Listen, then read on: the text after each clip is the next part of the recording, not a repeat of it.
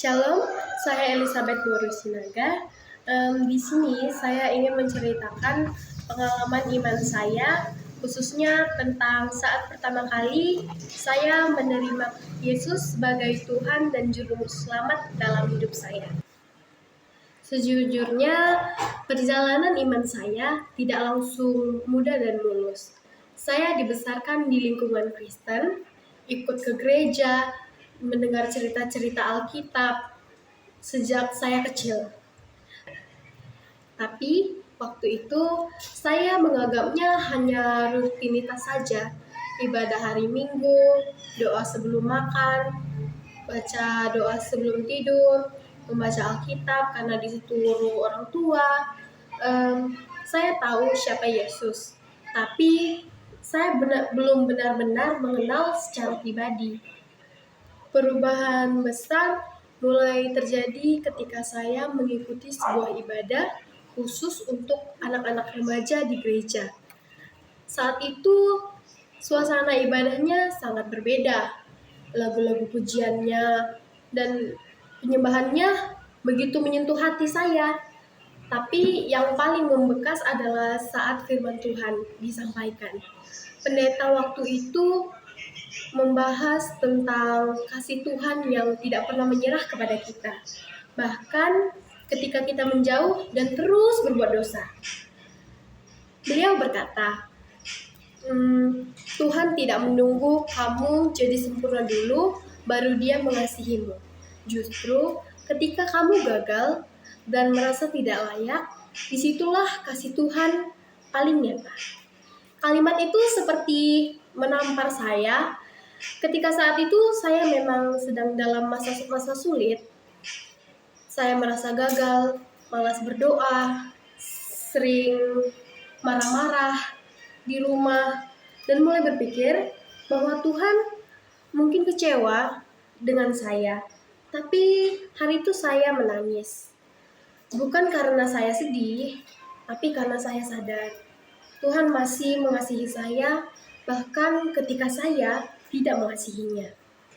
Di akhir gereja, ada ajakan untuk siapapun yang ingin menerima Yesus secara pribadi sebagai Tuhan dan Juru Selamat.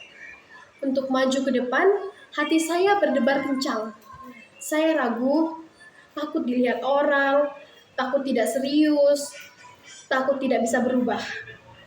Tapi ada dorongan kuat di dalam hati saya. Akhirnya saya berdiri, maju ke depan, dan berdoa bersama pembimbing.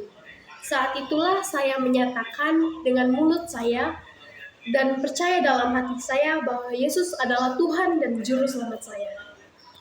Setelah hari itu, saya tidak langsung menjadi orang yang sempurna. Saya tidak langsung menjadi orang yang sempurna setelah itu. Tapi sejak hari itu, saya sering menjadi orang yang kerap kali merasa damai. Yang membimbing saya saat itu adalah orang yang lebih tua dan di dalam persekutuan saya atau kakak rohani saya. Dia adalah orang yang sangat rendah hati dan sabar. Setiap kali saya bingung dan mulai merasa tidak layak lagi, dia selalu mengingatkan saya bahwa kasih Tuhan tidak berdasarkan seberapa baik kita, tapi seberapa besar pengorbanan Yesus di kayu salib. Ia juga membantu saya membangun kebiasaan rohani yang sederhana, seperti menulis buku harian, doa, membaca renungan setiap hari, dan ikut kelompok sel. Melalui bimbingannya, saya juga belajar bahwa menerima Yesus bukan hanya soal momen sekali saja, tetapi tentang bagaimana saya setiap hari memilih untuk berjalan bersamanya. Kadang saya masih jauh, masih marah, masih lalai. Saya masih melakukan dosa-dosa duniawi seperti manusia biasa. Tapi saya tahu saya tidak sendiri. Saya punya Tuhan yang setia menyertai kehidupan saya, yang selalu membuka tangannya untuk mengangkat saya kembali. Sejak saat itu, Hidup saya tidak langsung bebas dari masalah, tapi saya menghadapi semuanya dengan kekuatan yang baru, kekuatan dari Tuhan.